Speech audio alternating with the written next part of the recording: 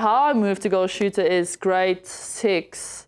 You guys know Bokkiewijk? Yes. So they needed a goal shooter. Their goal shooter was injured. And they gave my name and I went for a little mini trials during the training session. But she's like, listen, we need a goal shooter, not a goal attack. And I was like, great, I'll do it. Yeah. And then it stuck. Welcome to episode 8 of Off the Bench. I am Jazzy, aka Sinalo Jafta, as it should be. I just want to introduce my host, Layla, also known as Slings. Slings, how are you? Firstly, explain the Slings firstly. Yeah, we got, look, almost there. We've almost got full range of motion. Don't show my surgeon. Almost got full range of motion. Thanks, Sinalo. No, but the thing is, you still Slings in my heart though. I'm Slings in your heart. stuck. Jazzy Jazz has stuck. Yeah. Has your teammate started calling you Jazzy Jazzy? No, I'm still Jaffy. Still. Okay, well, invite me to more trainings and then I'm just going to open and I'll introduce. No, thank you, because I think you'll expose me and embarrass me. So that's okay. why they say, never bring that sibling. I am not going to do that to myself. So JJ, Jaffy, perfect. So and Jazzy is for Off the Bench. Did you see Rihanna? Not yet. Okay. She was in America, but I did go to her house though. Okay. That was epic. Was it all right? Yeah, it was epic. Did you, where? Tamina. Nah. Wrong artist. No, that's Nonku. That's Lefty. Okay, that's what. But yeah. Okay. But we've got a really important show today. Someone that I look up to quite literally and figuratively. No, literally. She's also my dog's babysitter sometime, by the way. And she is someone that the whole country loves. And she's become so good at handing out autographs that when you walk in public with her, that's all she does. You just hear them call her. So, Ine-Mari Venter. Hello. How's Gilbert? Gilbert's great. He misses you. Can you look after him this weekend is the question. Is that why I'm here? Yeah, Gabriel, you got okay, no. Job done. Plan ahead. She's planning ahead. I see. Welcome to Thank Off you. the Bench. It's so just to give you a bit of context, and we tell everyone on the show why we do the show. We want to tell women's stories and women in sports stories in South Africa. And you've got a very unique story. You've traveled, you've gone through hardships, you've done the up and the down, and we're going to get into all of that. But first, how we start every show, and I kind of warned you about it beforehand, is this is your best friend's couch. This is basically when you come visit our house, and Throw yourself in there. yeah, when you come visit the house. And before we start chatting, you want to come in and you want to cheers to whatever, so that you're very relaxed, and then you can tell us all about your story. So, what do you want to cheers to, and then we'll cheers to it. Cheers. There we go. Great start. To moving out of my parents' house. Yay! Okay, that's post-production. yeah. Okay, we're cheersing to becoming independent. Somewhat. Eyes. I'm moving to my brother's house. Eyes are very... Eyes. There we go. So good. Such a good time. Okay, now we're ready to start. Wait, I got a question. So did Mama say enough, or did you? I was like, no. So obviously, right out of uni, I didn't move out of the house. I moved across the ocean. Yes. So I went to play in Australia for 2 years, and then after that, 4 years in England. So when I came back, I moved into the house, but I was only in the house for like 2 weeks, and then we'd go with Protea duty, we'd go off for a month. And then, so I was never at the house for more than, 2 to 3 weeks, which was fine. And then obviously when everything happened this season and last season, and I was like, okay, I'll be staying at home for a year. I was like, it shouldn't be that bad. But after like 3-4 months, I was like, no, I'm out. I was actively looking for places to move into.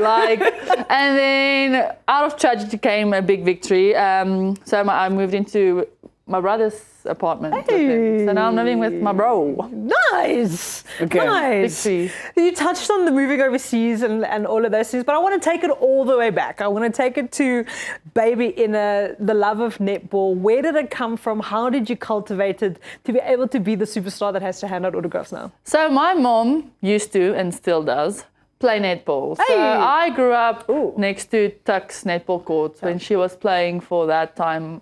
Noord-Transvaal, I think. No, it's now Gauteng North. Yeah.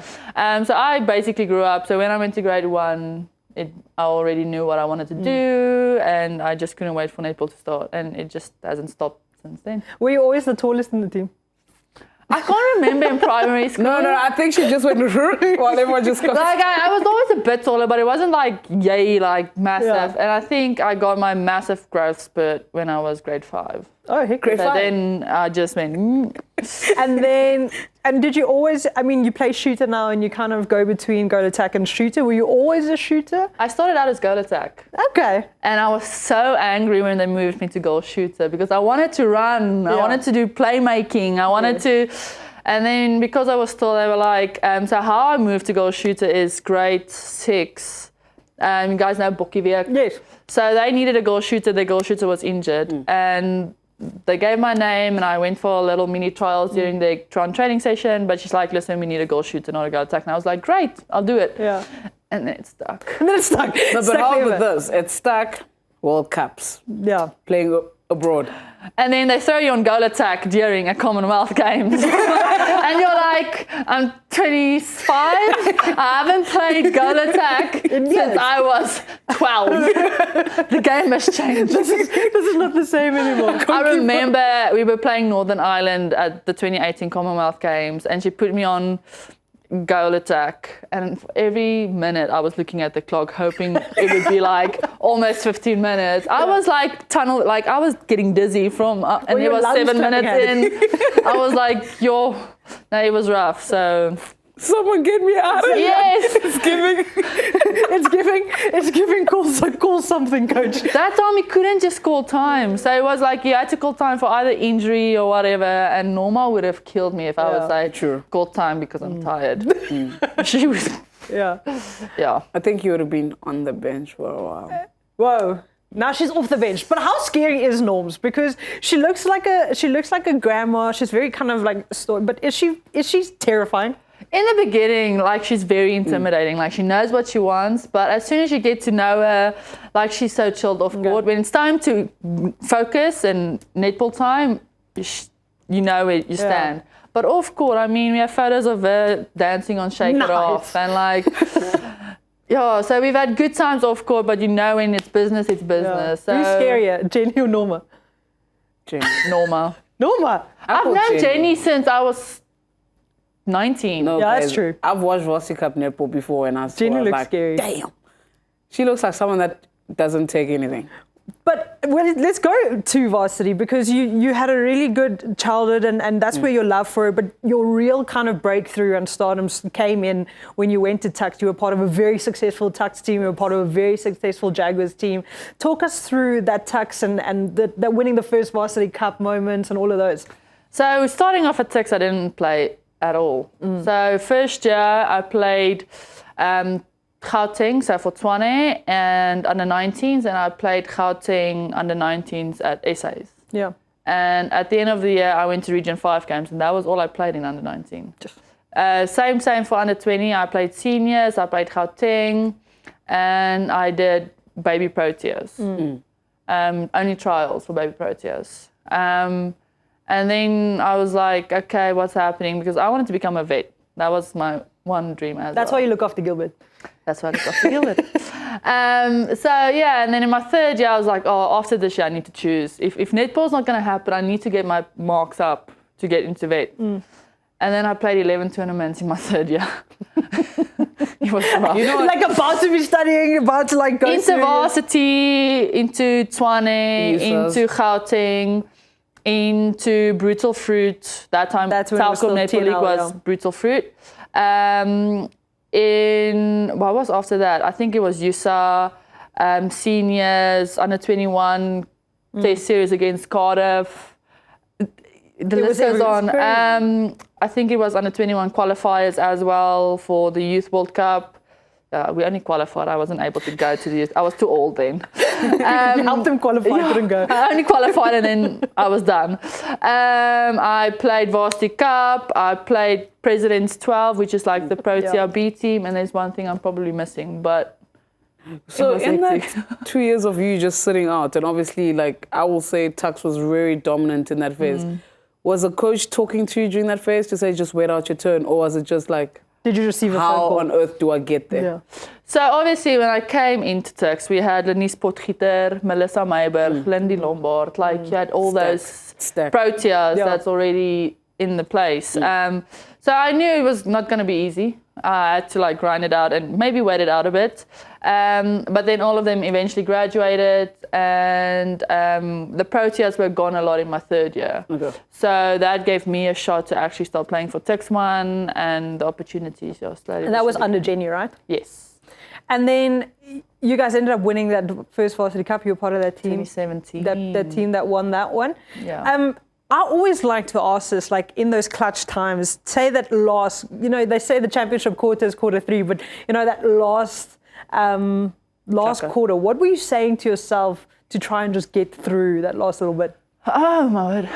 If I think, so the thing is, the Proteas, 2017 was my first year in the Proteas. So in that time, that was my first tour during Varsity Cup for the Proteas. So we were away for 4 weeks. Yeah. We didn't play a half of Varsity Cup. I came back and I remember Coach Jenny was like, listen, we didn't have time for combos. You need to sell, like, who are you working with the best? Because I think at that time, Chantal was the starting girl attack and she did her knee. So she's like, listen, this is our options. You need to pick. And I was like, well, the best relationship I have is now fiance Rumandi. What? Just dropping it out there. And I was like, we're good friends. We know each other on and off court. Like, that's probably the best combination. What a great person to get. Right? Stop having hot eyes. Relax. And it was just fire from this first center pass. I don't think there was a moment I was stressed in that game because I just it felt like if I was struggling, Rumandi was getting the shots in. If she was looking at me like this, like with big eyes, I had it. So we were like supporting one and it was a tough game. Always against. I think we were playing Pika. It was always tough, and that's a good and team. That's a fantastic team. They were the defending champs. Yeah. But in that game, I felt like we had control. This was the year. But I will say, Puck is a fantastic player. Oh, man. Come on, no. What's the next question? Yeah, we're gonna move. No, but I did have a question. So obviously, Rumandi is not the tallest. So how did that combination go? I don't know with Nicole also. Relax. I know with Nicole, obviously the national team there is a height difference. So how do you navigate that? Well, if you lack height, you usually have a lot of speed. And so how this works is I'm the tall target at the back and she's just sweeping the circle. So it worked well. That's why she sweeps so well. And also, if I'm pulling two of the defenders, because obviously I'm the threat on the over, under the post, she just plays the front. So it worked well for us. I used to play netball, guys. What? Okay, wait. What position? I used to play center. My mommy has pictures. I'm not gonna. Mama, do not. Yeah. We're gonna get those photos. We're gonna get those photos. I used to play center. I played it from grade 1 all the way to grade 10, and then I chose hockey. But I was so cute, guys. You played center? Yeah, up and down. Okay, we'll get the photos for the show and we'll insert And don't go on my school's magazines. They're all there. They're chilling. No, I used to. And then I realized that everyone got taller, and I was like, okay, peace, I'm out of here. But I was never going to, That was me with hockey. I played hockey until I was 13. And then obviously in high school, you have to choose. Yeah. But the thing is, early in primary school, I was very fast. And then obviously, I told you, grade 5, my growth spurt. So I went from first in the 100 meters to 5th. Jeez. Because of I couldn't adapt quickly. Yeah. So I lost a lot of speed. But I started playing link because that's the person running up and down. You'd be good link. And then I became taller, and then I went to middle, and then back. And then when the stocks stayed the same height, and I was just growing, and my back couldn't do the whole thing stuff anymore, I went to sweepers. So I could stand most of the time, and then Wait, I've got a question. Did you ever play against Anneke Bosch? Because she played for Korfsies and also thingy. No, this was in primary school. No, that was primary school. No, I'm not talking. I'm deflecting now. I'm thinking way ahead my age. Oh, no. Because Anneke Bosch was fantastic at netball. I was in and Mpumalanga. I played from... Yeah, were there some of the other players, other sport code players that you played netball? Because Anneke was at Korfsies.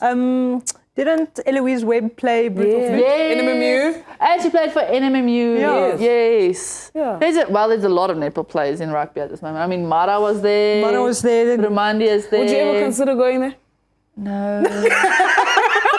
Funny funny story. So the club that I played Like for. a great lock, actually. You see? Well, with And you you just guys, run straight. Can I just?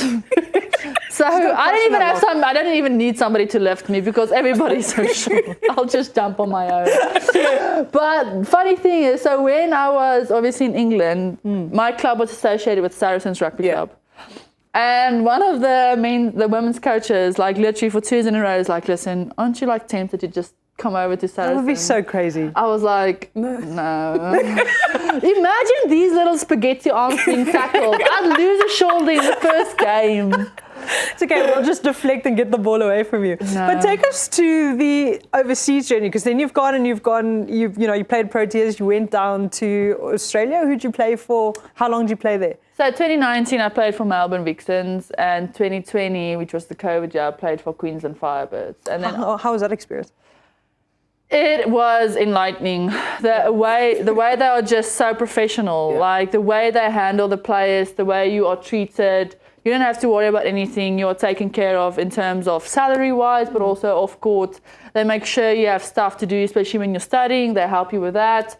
Like it was crazy. But they train really hard. The quality of it? It's not a joke. Like I remember my first session with Melbourne Vixens. We did fitness before we went onto court, and I was like, what the? Girl. I was seeing stars by the end. I remember going home. I didn't even shower, whatever. I got home, went into the fetus position on my bed, and I just slept. That was my first session with Melbourne Vixens. It was like a system shock. And how many seasons did you play with them, and then? So 1 season with Melbourne Vixens, and then unfortunately we were 4 shooters at that time, and they can only sign 3. And I was sitting behind Mwai, which is the name in itself, and 2 Aussie Diamonds. So she was like, listen, they are retiring, like just go away 1 year and then come back. And then I went to Firebirds. So I was playing with Gretel, Tippett, Romelda, Aiken George now. So, and then I didn't get a lot of play time. So, and I was 25, turning 26. So I was like at a point where like I need court time. Whether it's in New Zealand, Australia, or England, like I can't be sitting on the bench. So Melbourne Vixens stated they would, and they came back to me. But also did Saracens Mavericks at that point, and I had to go like asking. So they came and they're like, Melbourne Vixens were like, no, they've signed these 2 players, and I'm like, you literally have a player that's playing goal shooter, goal attack, same position as me. Like, how is this gonna work? Am I just gonna sit behind an Aussie again?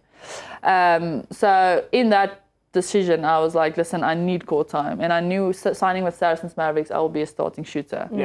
Not the best financial choice of my life, but I was playing netball, and like that's the way you get experience, by not sitting on the bench but actually being on court. So. And that's why you played over 50 caps for Mavs too. Yes. And England, you went up, moved off of Australia, went up to England.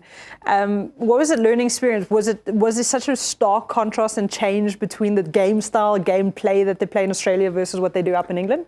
Yes, I think the standard in England wasn't as high as Australia. Like if you make a mistake in Australia, you immediately regret it. You're on the bench. Like not necessarily, but like because you don't get that many turnovers, so it's tight games. And they've introduced the super shot, so if you make a mistake and they can count it with 2 points, like you really feel it. Where in England, it was still semi-professional. Like there's people that still worked full-time. We were training from 7 to 9 in the evening, so it wasn't professional as of yet, and like you could feel it as well. And also the professionality on court and around trainings was just different. But I was getting court time, and that was the shift. That's why I moved over there. That was the focus for me, which didn't help because it was still COVID. But yeah. I want to take you back to Commonwealth though, because was it your first or your second Commonwealth where you weren't selected? When you weren't part of the initial team that was going to go?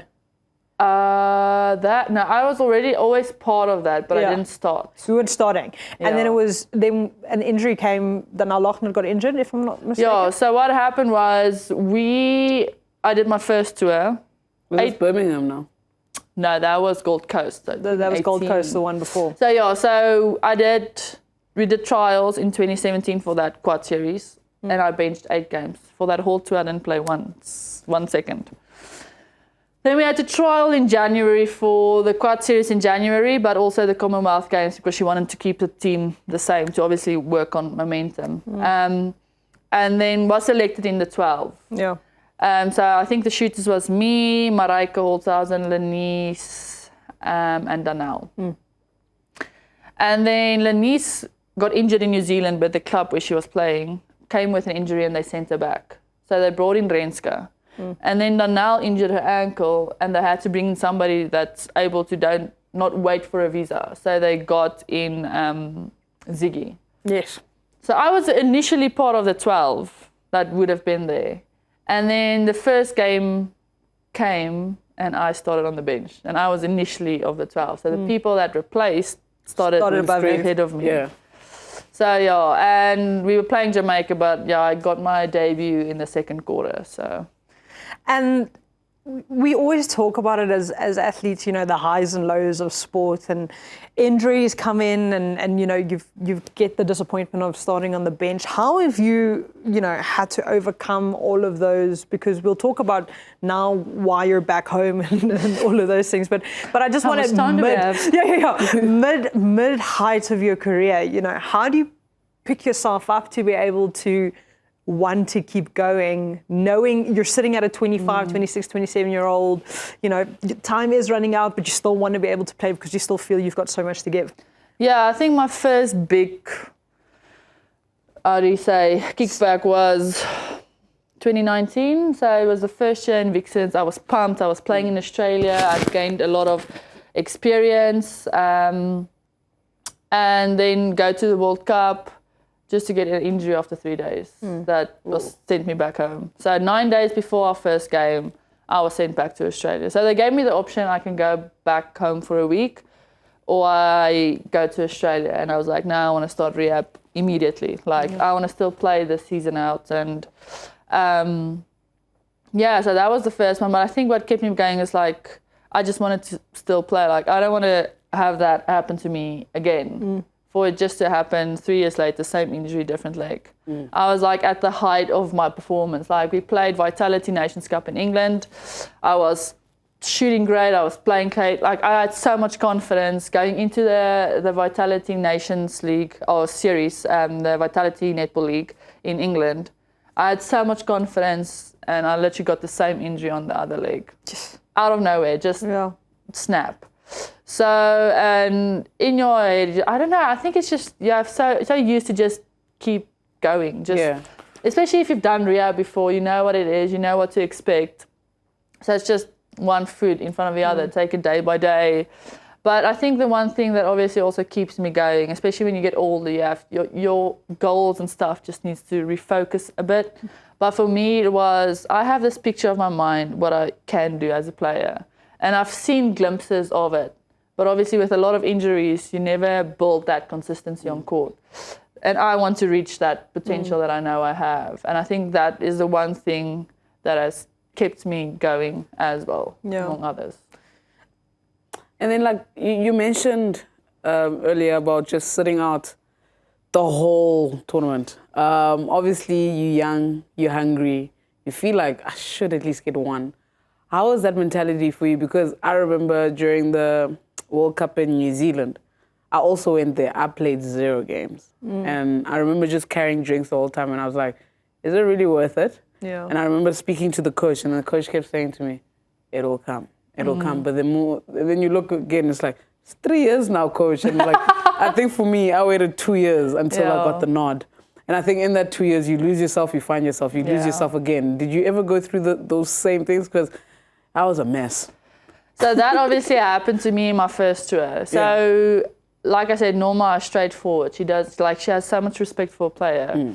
So she came to me for the quad series. So the quad series is Australia, New Zealand, England, and ourselves. So it's the top 3 countries. So she's like, listen, just know that you're not likely to play any of the quad series games because it is like high pressure games. If there's something, you always be ready. But if you don't go on, don't be surprised. And I was like, good. But we were flying to Fiji, which is ranked like 15th, I think, or between 10 and like after 10. And I was like, surely I will get some game time against Fiji. So we had 2 test series coming up. So that's what I was working towards. First test series, I didn't play, but Danelle Lochner got her debut. And I was like, great, I'm next. The second game, sitting there for 60 minutes. We were leading by 30. Yeah. And I didn't get a shot. I was like, how bad can I be playing that I have to lose against a team when we have 30 points ahead? Like, that was big. Like, I think I was crying for 2 days nonstop. But one thing that I have a lot of respect for Norma is the next morning she came knocking on my door and she was like, can I talk to you? I didn't even have to go to her. She came to me and she just chatted to me and said, listen, she doesn't think I'm ready yet and she doesn't want to expose me. She knows it's an easy game, but it can easily still look bad on me. And that will be my first game. And everybody will remember that first game. And at that moment, I didn't truly understand because I was like, you couldn't just give me a shot. You're young. That's the thing. I want to play. You really don't see the coach's vision at that point. Like, until the next quad series. So, but yeah, that was then. I think like you just wanted to play. Like I didn't think about the ups and downs or waiting because I think with netball, I got literally, that was September, January the next year. I didn't play the quad series again. I was benching the 3 games. But I mean, then 5-6 months later, I played Commonwealth Games and I played every game. Yeah. So like you see it, but don't see it in that moment. But I think most recently where I've experienced the same as you is the last Protea tour. I'm 30, or back then 29. I'm the most senior player in the team and I played 5 minutes. From in total? 1, 2, 3, 7 games. Yeah. So I think that's what I had to experience. Like I had to go back into myself and like, why am I doing this? Why am I here? Why am I still doing this? Should I still be doing this? And that was like after the first game against Jamaica. I had like this little mini breakdown between me and Jesus, and I was like, listen, I need to figure this out because I'm not playing by the looks of it, I'm not likely to play. Yeah. So what is your plan? I need to know. Yeah. And I think that's why I was like, I just really found the reason why I should be playing. Yes, I didn't play at all, but that was probably the most growth I've done internally when I was not playing, which is weird. It's funny that you mentioned it. Did you ever find that you kind of unlock something else in yourself in the servicing your teammate part? Because I feel like as soon as you sit, it's no longer just about you. It's more like just plowing back to the one that takes over. Because you might retire in the next 2, 3, 4, 5 years, however long, but you never want to leave the next goal shooter hanging. So did you find that you had that element of trying to give back as much as you can now? I think for me, the focus was how can I play my role, whether it's on the bench or on court. Or secondary bench for that matter. So for me, it was literally just how can I play my role? Like I was like literally playing like, God, show me my role in this. I know it's not going to be easy, but I need to support the team as much as I can, whether that's bringing you water or making sure I have extra strapping in my bag so that you have strapping, or making sure that I still give back in the analysis sessions when everybody's still quiet or not having an answer. So I was trying to fill my role, whether that was on the secondary bench, as best as possible, because that's the role God gave me for that tour, and that's the only thing I can control, is what I do in the time that I'm actually not being selected. Do you think your international experience helped your maturity in those moments? Because you've played at the highest, levels, at the highest leagues against the best of the best. You had to mature very quickly from very young. Do you think in those moments that's when it counted the most? I think, that like it played a role because obviously you know what sport is, like how brutal it can be. It's based off performance.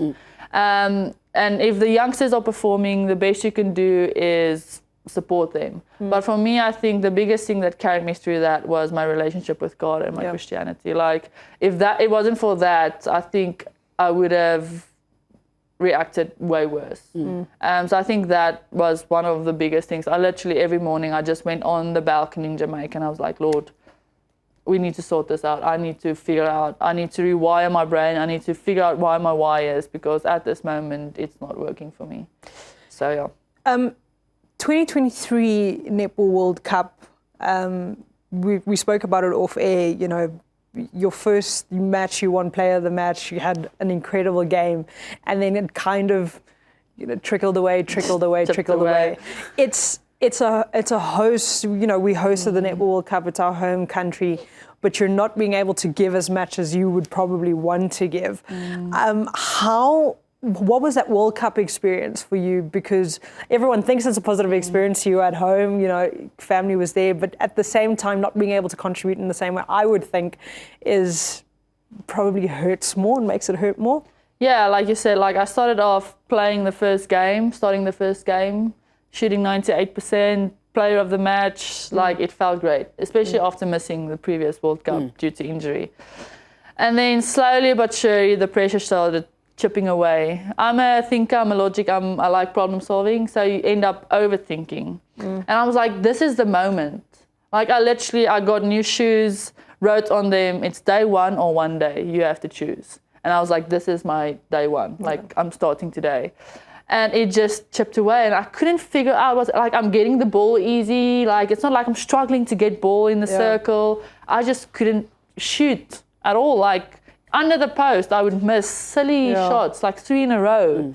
And I think that's where, like this Jamaica, England tour we did recently, that's where it started. It's like, I want to perform, I know where I want to be, but like I said, God has funny ways of purifying you, chipping away, showing you why are you doing this, just cleaning up some messes. And it was a hard journey because it obviously led to me going back to England for 2 seasons, but also not getting out of it what I wanted with injuries, but also just game-wise. So for me, it started there, and I think I just had to chip away at why am I still doing this? And if I think that didn't happen, I'll probably still be in the same limbo trying to figure out what's happening. So like I said, God has weird ways of showing you where you have to start cleaning up messes, but I got there at the end. At the age of 30, who cares? You got there. But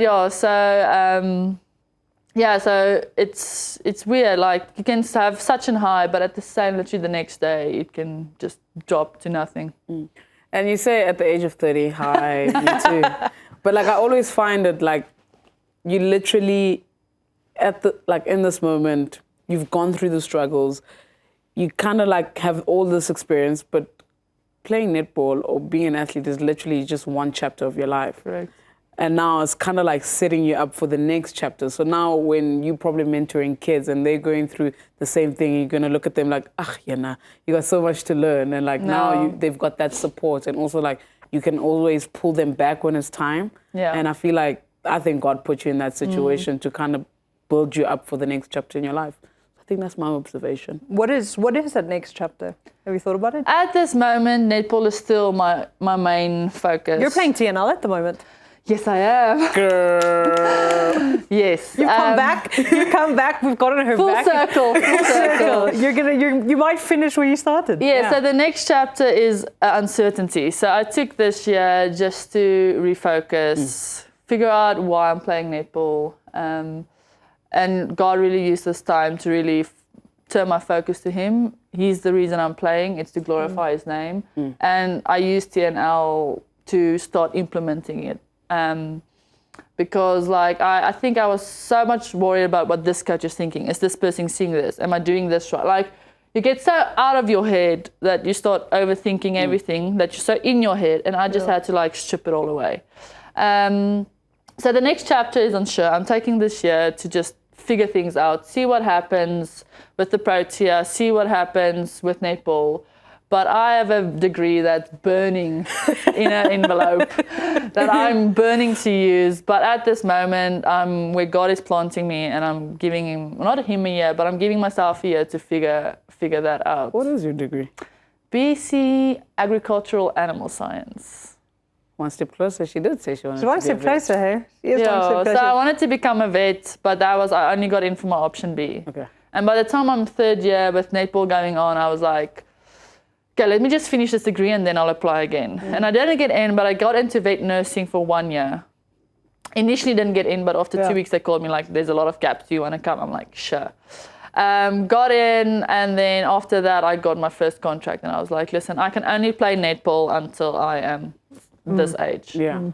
after that, I can come back and study. Not sure if I want to now. Yeah. And I'm looking at my sister, I'm you like, literally can't do it. do I miss this? But then I'll either use my degree or I'll go back to finish vet nursing because I just want to work with animals. Yeah. Do you think if netball gets added to the Olympics for the next one, would you feel like there's something you're missing, or are you content that you've done everything? That is my funny. So when I heard Brisbane Olympics wants to add netball to the sports in 2032, I was like, that would be epic. Yeah. Like, I would love to just be a part of it, even if I'm the impact player and you want to give the youngsters a go. Like, I'll be that person for you. How old are you going to be in 2032? 37. Pumza was playing until 40. Like, I'm like, that is my aim. Like, if Pumza could do it, like, let's follow her You're going to be in your prime. If Pumza can do it. 37 is the prime. Exactly. Young. All the experience, all the wisdom. So I was like, oh, that would be, just to say, like, you're an Olympian. Yeah. That would have been, like, that's my ultimate goal. But obviously I have to listen to my body, listen to God, what he's saying. But, like, that is my ultimate goal, is to make that team. That's if it's still in the Olympics. Yeah. But wouldn't that be an experience? Like, to be the first netballers to be at the Olympics. Yeah. Well, they added cricket into LA Games. I know. Yeah, but that's America. Like, America doesn't have netball. America doesn't understand rugby either. But, cricket. But I think cricket is played more globally. Well, it's funny that the USA cricket team is everyone except Americans playing in it. How about this? Our ex-coach. That's the rugby. Our ex-coach is there. Coach Hilton is coaching in America now. Yeah. So he's saying he's having a fun time. But, like, I think LA Games for me is like, God, please. Are you going to be done? Or you just want to become an Olympian and then be done? No, I've always thought I'd be an Olympian in hockey. Because growing up for me, I was like, jeepers. Okay, I knew, like, Solette Damon, Celia Evans. Like, I knew, like, growing up, I watched them, I idolized them. Shelley Russell, Marcel Keat. Like, I was like, jeepers, okay, I'm going to do that. And then when I got to varsity, I was like, I kind of love cricket too. Yeah. And then, like, I think last year, it was like, we were in Birmingham for the Commonwealth Games for the cricket. And I was like, everyone was like, imagine. Were you guys there? Yeah, we were there. But they were so spread out. I was there as well. I didn't know cricket I was saw there. you guys. Girl, let me tell you. The cricketers, remember like the outfits that we got? Like the skirts and everything? All the players looked at the skirt like, nah, manage, what else can we wear? Like, no one did. Like, Mignon, I think, was the only one that wore the skirt. Everyone was like, we're going chinos. Is that the one where you guys all look like zebras? No, that was Olympics. That was Olympics. The Commonwealth Games. Oh, no, that was the Olympics. No, but like, I remember Com Games, and then we got on the bus. Cricket stayed somewhere else. Like, so all the cricket teams, we stayed like... We were so spread out, all the sports. It was so sad. Girl, they were so intimidating. We wanted to say hi, but like, the hand was not lifting. They're so and then they all look and like, why are you guys so serious the whole time? We're not mean. Netballers are mean. We had the same badge and you guys were like, yeah, girl, I'm not... But half the time, you don't even know the people. So you know it's South Africa, but like... Just be nice. We were even friends with the boxers. We were making friends. We were making friends with the weightlifters because we were staying in the same hotel. And it's the weightlifters, and I can't even remember. We were like, it was so isolated that Commonwealth game, like it was so spread out. Like we hardly ever went to the village. Because in 2018, like we were all staying in one building. I accidentally walked into the sevens men's room. Accidentally? No, accidentally. So what happened was literally everything looks, every floor, because they built the village just for the Commonwealth Games. So every... Did you wish that Ben Jason Dixon was a sevens player then? I think he was still in high school. Great oscillator. She's blushing. Layla. Thanks for exposing me. I blame you. Wow, I didn't even have to put on blush. Okay, and anyway, so we were... through all. Just throwing me under the bus. And anyway... We'll clip this part and we'll send it to you. Oh, wow, thanks. Just open the door. No, I'm joking. So what happened was everything looks the same. So I didn't realize. So I think we were on the 6th floor and they were literally on the 5th floor. And I didn't realize somebody else pressed 5 because there was one person with me in the lift. They got out. So obviously in my head, I'm thinking next floor is mine. And I was on my phone and I literally walked to the room because it's literally out to the left and the corner room. Word. And the door was surprisingly open. So as I opened, I was like, why is there a Springboks cooler bag in our room? And as I looked up, they were all sitting in the lounge. I was like, wrong room. Ran out. No way, come back. And they just like chatted like, I was like, how embarrassing. I was like, that would be like I'd die right there. I was what? 22, 23. I was a baby. So I walked in, I was like, Hi. It's like the Phillips Neymans, Chris Dries, all of them. I were was still like, playing. oh my head. I was like, No, but because I was like, why would we have a Springboks cooler in our room? No, it was. But the thing is, we were in one building, so literally everybody, you saw everybody the whole time. She's just trying to like cover up. But no, but like the Birmingham, like we were staying on this side of Birmingham. Cricket is there, athletics, like the athletics. It was so all over the place. Like you couldn't even support one another. Like I went to watch athletics in Gold Coast because we could go to all the places. I didn't even go to athletics in Birmingham. Nothing. We didn't. Me and Shadeen, after because we had a shocking end to our Commonwealth Games, we were like, no, we need to get out. So we went into the volleyball. Somehow we didn't have tickets, and it was the gold. Didn't you think it count? No, because only when you go to like the play or like the league or the matches, the normal round matches, you can go in with your accreditation. But then when it comes to playoffs, you need a ticket or you need to be a volleyball player. Oh, okay. So we were going to beach volleyball, and they're like, no, you can't. I'm like, we literally drove 30 minutes to get to this location. Yeah. And then this one volunteer sneaked us in. That's wild. No, we watched the gold volleyball for women and men. It was great. It was great. How the abs? They played shirts. Oh, okay. Snallo. How are the abs? You was so blushing now. No, Different sport. She's got a type. We'll talk about it off air. Girl. Anyone taller than her is her type. She went to, I'll just explain, she went to the Taylor Swift concert at the Eras Tour and she was in standing and she was taller than everyone. She had the best time of her life. She had the best view. Great. I was like 10 rows, like 10 people behind. And I went to Taylor Swift. Don't say anything. I met them. We were there. We were in Amsterdam together. It was a great experience. It was a great experience. The last time I listened to Taylor Swift was Shake It Off. It's okay. When you come to the wedding, there'll be a lot of Taylor Swift to listen to you. You're fine. Yo, I'm going to be outside. We're going to step to Taylor Swift. How? We'll figure it out. We'll get a good beat. We'll get somebody to remix it. We'll figure it out. Okay. I mean, your journey, your story is one of highs and lows and just inspiration. So I think from our side, thank you so much, for coming on the bench. This is the nice bench. We like people on this bench. Very soft. This is the bench where you get to be comfortable. Thank you for sharing your story. I know we probably haven't even touched the surface of the story, and we say this almost to every single guest. I want part 2. We do a part 2. We'll do a part 3. We'll get it. We'll when we get budget, we'll take it offline. We'll come meet you at your house and we'll come sit on your bench. So from our end, just thank you so much for being here and sharing your story. Yeah, thanks for having me. It was fun. Nice to meet you. It was great to meet you. No, I've seen you. I was at the World Cup.